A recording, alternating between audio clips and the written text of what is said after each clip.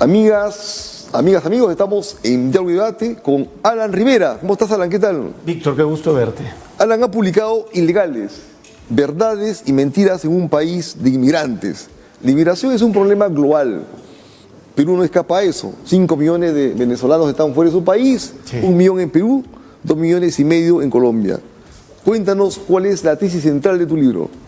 La tesis central es que la inmigración siempre va a ser buena y que lo que los va a ser buena. Siempre va a ser buena. Mucha gente no cree eso. Los países lo que tienen que hacer es regular que la inmigración vaya adecuada a la velocidad del crecimiento de la economía del país.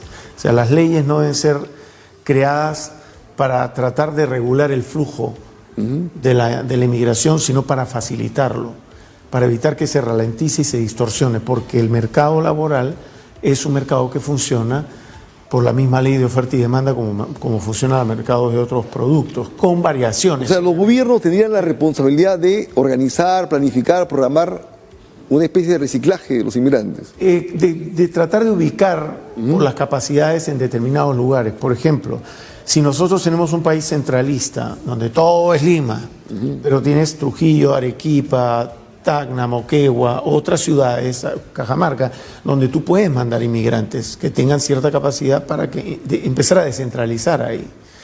Pero dejar que la economía maneje la inmigración. Los inmigrantes vienen cuando tienen que trabajar y cuando no tienen que trabajar se van. Eso ocurrió entre el año 2009 y el 2010 en Estados Unidos después del crack de la economía del 2007, que se redujo en 1 millón de inmigrantes no autorizados, ¿no? O lo que mal llaman ilegales, ¿no? Mi libro se llama Ilegales, pero está entre comillas. Así es. O sea, ese concepto no te gusta, por supuesto. No, y todo el primer capítulo es una explicación filosófica, jurídica, económica de por qué no se debe llamar ilegales y por qué llamarlos así afecta el proceso inmigratorio, afecta de todas maneras. Ahora que estoy aquí en Perú, estamos imprimiendo los primeros 5,000 números de libro en inglés. Illegal Aliens, Truths and Lies. Como te he entrevistado Jaime Bailey a ti, ¿no? Sí, estuve con Jaime un par de veces hace poco. Pero tú te has vuelto un experto en el tema de la inmigración. ¿Qué tendrías que sugerirle al gobierno peruano o a los partidos políticos en esta elección, verdad? Porque el tema de la inmigración está en varias propuestas programáticas. He visto que hay antivenezolanos, pro-venezolanos, o sea... Claro, los antivenezolanos, que son los antiinmigrantes, en realidad no son la mayoría, son pocos. En el caso de Perú, la inmigración venezolana se desbocó porque no hubo ningún tipo de control, porque se hubiera podido detectar a través de los servicios de inteligencia que estaban entrando 2, 3 bandas de gente muy peligrosa, altamente violenta. Ese tipo de cosas no deben pasar. Para eso hay un control a quien han entrado, quien quería entrar, y tampoco es así. Tiene que haber ciertas reglas para entrar, pero esas reglas, y es la tesis central del libro, tienen que ir de la mano con los intereses económicos de la nación, porque la persona que va a otro país es para que le vaya mejor económicamente, digamos, básicamente, no el 97%. El resto puede ser asilados políticos, los porcentajes más o menos van así. Entonces, la gente que va a trabajar a un país para vivir en paz y vivir mejor, lo que tiene que buscar es una economía en crecimiento, porque la gente no se va a Haití, la gente no se va a Venezuela, la gente no se va a Bolivia, no se va a Cuba, la gente se va a Estados Unidos, se van a Perú, porque Perú es una economía que, a pesar de que está en piloto automático, está en crecimiento. Entonces buscan eso, y el país lo recibe no porque el país sea muy buena gente y reciben asilados porque son humanistas y tal, lo recibe porque la economía los necesita en una economía en crecimiento, ¿no? Y porque se van a adecuar. Es buena la inmigración, siempre va a ser buena. Muy bien. Cambio de tema para terminar esta entrevista. Veo que orgullosamente muestra la estrella aprista ahí en tu solapa, ¿verdad?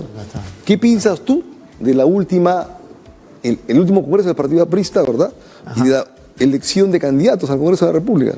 Bueno, el último congreso del partido ha sido más de lo mismo, no se ha debatido nada políticamente, Para comenzar, el proceso de elección de delegados fue un proceso que no ha sido trigo limpio, que no ha sido transparente, en el cual tenemos un padrón que está ciertamente inflado. En mi base, en Magdalena del Mar, hay 42 personas muertas en el padrón. ¿Y han votado? Bueno, no sé si han votado, yo no voy a ir hasta allí, pero ya el hecho que estén dentro del padrón explica mucho de cuál es la razón por la cual tenemos 230.000 militantes aproximadamente. Y yo mi tesis es, si tuviéramos 230.000 militantes, en 4 días sacamos a Vizcarra de Palacio de Gobierno. Pero no los tenemos. En la última elección, además, este fin de semana, no el fin de semana que pasó, pero el anterior, se eligieron, habrán participado, no sé exactamente cuántos, pero no participaron pues 230.000.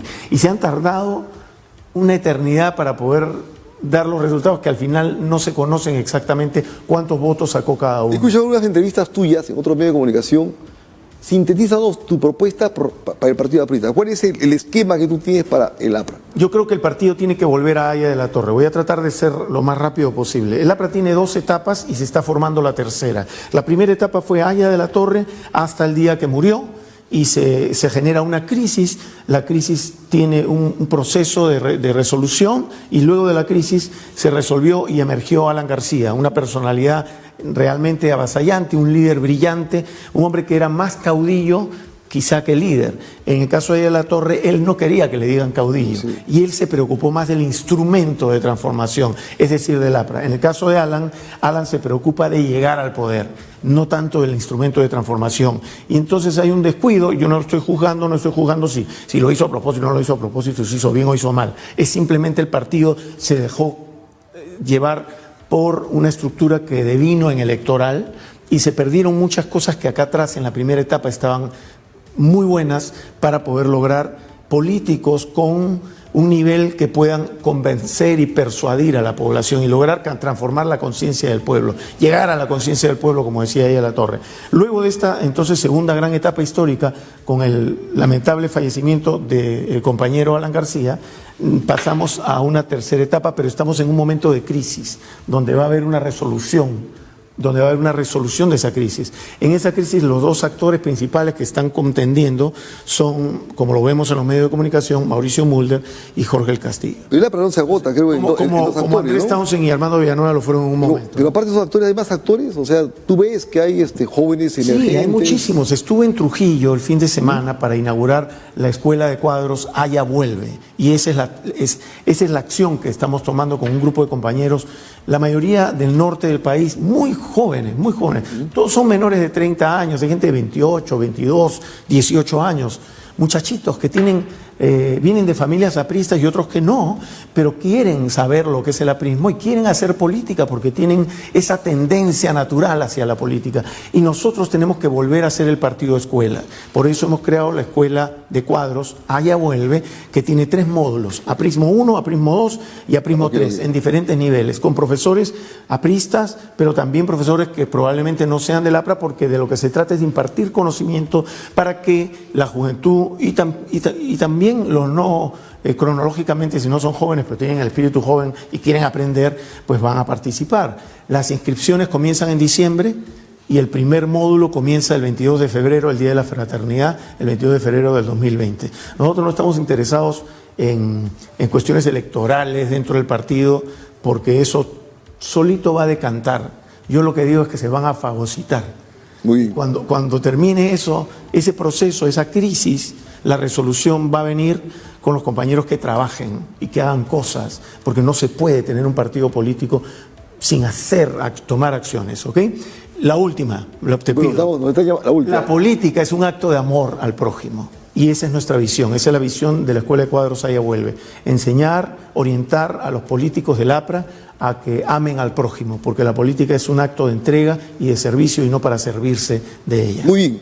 Ha sido Alan Rivera, aprista, militante, convicto y confeso, ¿no? Muy bien, Sí, suerte. Víctor, gracias, encantado.